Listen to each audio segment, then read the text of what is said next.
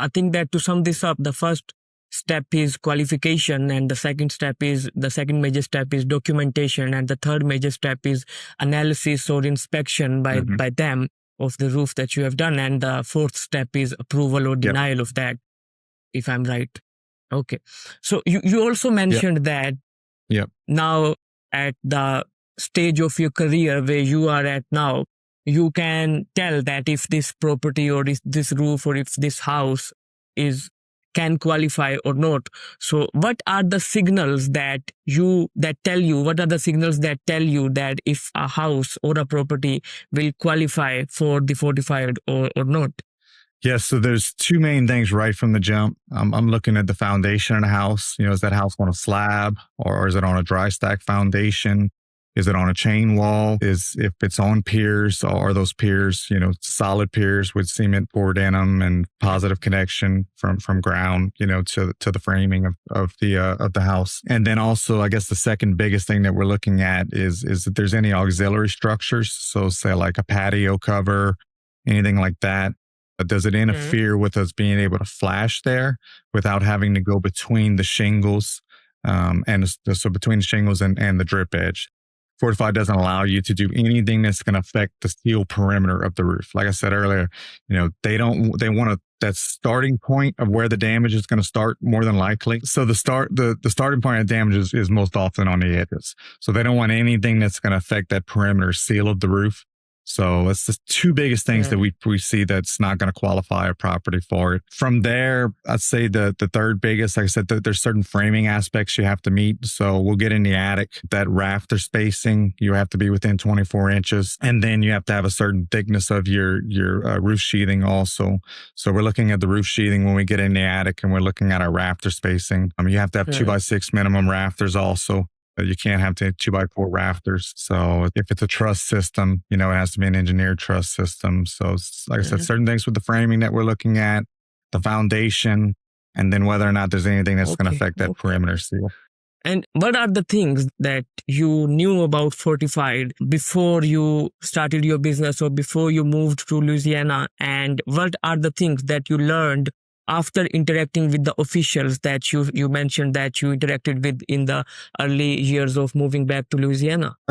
All I knew early on was that the state was going to be putting some money into it. So it was originally like a tax credit or deduction for Fortified that was developed. And it was like $1,500. It was minimal, initially early on. Once I actually jumped into the program, and I'd say even in Florida, though, it was seeing those differences, seeing, watching the jobs closer, because my eyes were pinned at that point, trying to figure out why there was so little interior damage when I was out there. So it's starting to see those pain points with crews and how your dry-ins actually happen. So there's so many things that, I was doing like everybody else does, just running ice and water shield up against a wall, not going 3 to 4 inches, minimum up that wall once you reach there. Not pulling siding off for certain things. So Fortified really opened my eyes to whereby deficiencies in my install lied. So that was probably the biggest thing that was eye-opening for me once I started doing Fortified and once I jumped into it. Okay. And all of the information that you shared with me right now, you deal with homeowners every single day almost, since you are a company owner. Do you feel that the homeowners have this information as well? No. I mean, usually if I would say more than half the time, if I'm bringing up Fortified, I mean, I'm the first person that's talking to them about it. Now, certainly since there's been so much, advertisement by Fortified and the state, the Louisiana Department of Insurance about the Fortified Grant Program. There's been several new laws that have passed just this year also, geared towards Fortified Roofing. It's kind of becoming a little bit more trendy, but there's so many people that I talk to that are, they're clueless, have never heard of it, But when I start to explain to them the benefits of it, I mean, not only from a peace of mind standpoint, but the financial benefits that you can receive from it, I can usually get people on board fairly quickly with it. But your average customer, I mean, they're just asking for, when they're looking for a roof, they're just asking for a roof. They don't know what they're looking for. They don't know what to expect. And they don't know what questions to ask. So it's really, honestly, it's becoming more of a trend, and it's becoming more of a mainstream thing that people are latching onto. But for the most part, people still don't know about it. What I feel is that 2 or 3 episodes back, I had Graham Miller on this show here. He was the president of NFRC and IFD, and he has been into roofing for last like 50 or 60 years, if I'm not wrong. And he told me that only 2% of roofing experts in these states are qualified, and rest of them, they don't have any formal training or anything. So do you feel that, because you just said that most roofing contractors don't share this information with the homeowners, it is because they don't know it in the first place as well? And the second thing is that even if, let's just say, Fortified does not exist, the reason why all of this happens, the problem that just you shared with me, is because they don't have the proper knowledge about how to install a roofing system. Yeah. So I certainly, like I said earlier, I came from a company where I think was, like a lot of people are, was, we were just tossed to the wolves. I mean, we were sent out there with very, little to no information, and set out to figure it out on our own. And you look around, 806 or 806 for ventilation. I think that's probably one of the most misunderstood parts of a roofing system. So it talks about attic ventilation. And if you drive around from neighborhood to neighborhood and house to house around here, and you look at how these houses are ventilated, people are doing what they see, and it's so largely incorrect. The way the improper design, insufficient ventilation, and people do what they see. They do what they hear.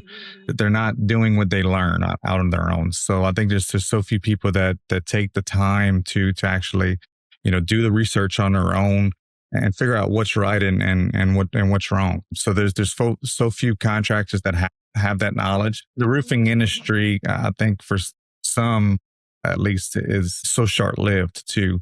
I mean, there's guys like, you talk about your Graham there. I mean, 50, 60 years, that's hell of a, commitment to one industry. But there's so many people that get into the roofing industry, things change, and then they get out. So you don't see those people that are in there for the long run. Yes, I agree. Now there's but the people that have, yeah.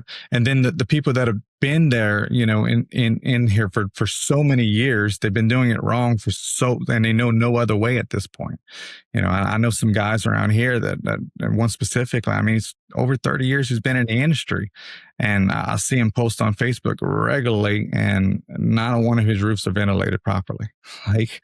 And it's if that's the one, and we've been behind on so much stuff over the years, of these different companies that it's you start to see the same things over and over and over and over again, and it's just stuck in their ways. I mean, they're not developing. The code has changed so much just in the past few recent years. It took a while, even here in Louisiana, or our local parish right here, to jump on code changes that have happened back in 2018. We're talking like 6 years ago. There's things that haven't been implemented then yet, or they're being implemented now, but they're just getting implemented, from 6 years ago. So there's so few people that make it long term, that can last in this industry. Number one, that don't just come in for when there's easy money and a storm's involved, and when all that's gone, they don't have the personal network and the branding capabilities to keep a good lead flow in a slower market.